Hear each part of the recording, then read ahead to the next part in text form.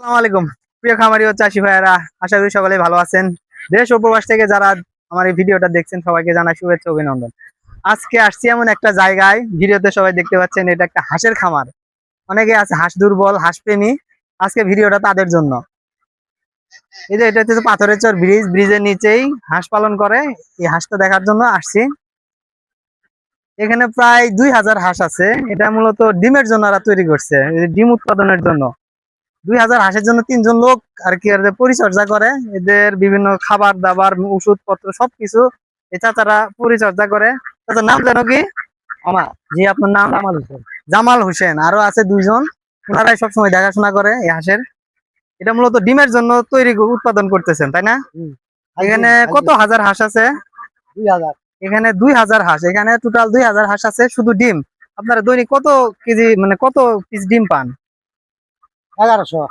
দৈনিক 1100। হ্যাঁ, এদের খাবার দাবার সব মিলে দৈনিক একটা খরচ বলতে পারবেন কি? না এটা দিতে পারবো। ওরা উনি হয়তো বলতে পারবে না, মালিক পক্ষ আসলে হয়তো বলতে পারবে। দেখেন চারপাশে শুধু হাঁস আর হাঁস, মানে মন জুড়িয়ে যাওয়ার মতো বিষয়টা।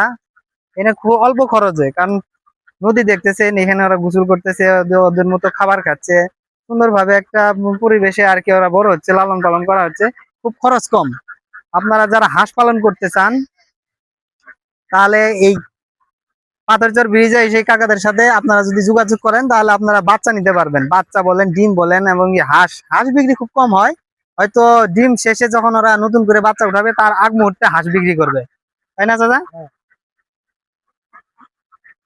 কয়টা হাঁসির জন্য একটা করে হাঁসা? 12টার মধ্যে একটা। চাচারা 12টা হাঁসির জন্য একটা করে হাঁসা, মানে 12টা মহিলা হাঁস, একটা পুরুষ হাঁস, ওই করে করছে। আলহামদুলিল্লাহ, অনেক সুন্দর। আপনারা আসলে দেখতে পারবেন।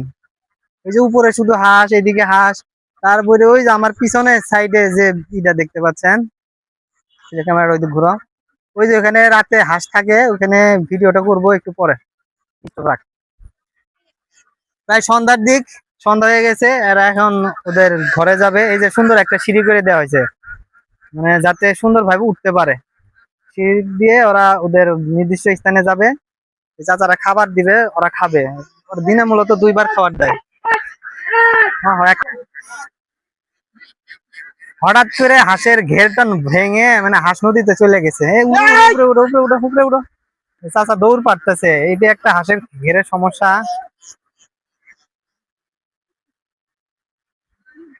যে হঠাৎ করে যদি ঘের ছুটে যায়, ইয়াসিন উপরে উঠ, উপরে উঠ।